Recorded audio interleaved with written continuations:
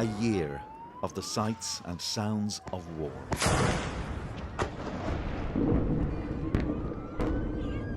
For the last 12 months, our cameras recorded the lives of Gazans under fire. Now we've gone back to find some of those people.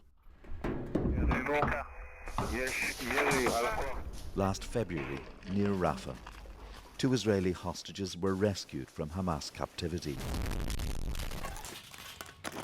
More than 70 Gazans were reported killed. Abed al-Rahman al-Najjar was a farm labourer and father of 7. He was hit by shrapnel in front of his family in a refugee tent. What was his fault? What was his children's fault? What's my fault? Nawara, 27, was 6 months pregnant. Several of the children were wounded.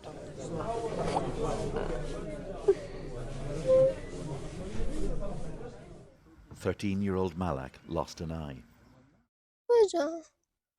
I'm in pain. I lost my dad. Enough. Now, 8 months later, Malak is caring for a new baby sister, Rahma.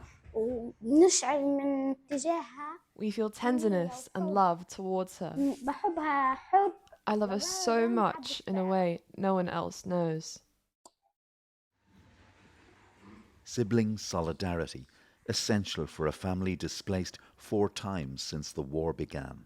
As a child who lost an eye, lost a father, I carry a pain that even mountains cannot bear. In Gaza, there's nowhere to run, not from the war or loss. Every day, I sit by myself, bring up his name, talk to him and cry. I feel like he's aware of everything I'm going through. I tell myself I need to be patient for the sake of my children. In July, a grieving mother. I constantly see the dog tearing at him and his hand, and the blood pouring from his hand. In the suburb of Shujaiya, the Israeli army said it detected Hamas fighters in this building during intensive fighting. Like here on a different operation, they used dogs to search. When troops entered, they found Mohammed Bhar and his family. The search dog attacked Mohammed, who had Down syndrome and autism. It stays in front of my eyes the whole time. It never leaves me at all. We couldn't save him neither from them or from the dog. The troops gave Mohammed some basic treatment. 2 of his brothers were arrested. His family was ordered to leave.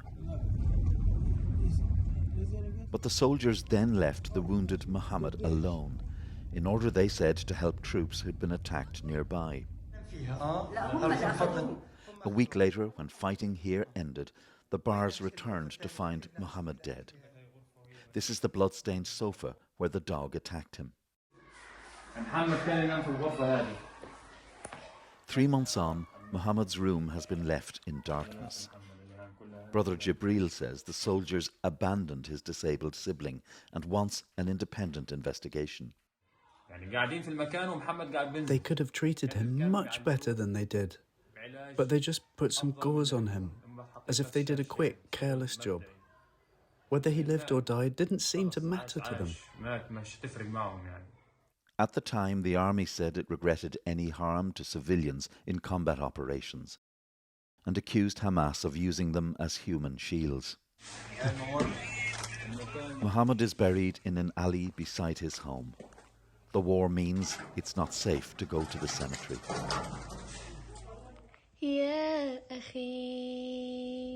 Mohammed, his sister here singing him a lullaby, and Malak, who lost her father, are just 2 stories of Gaza out of many thousands. And the war goes on.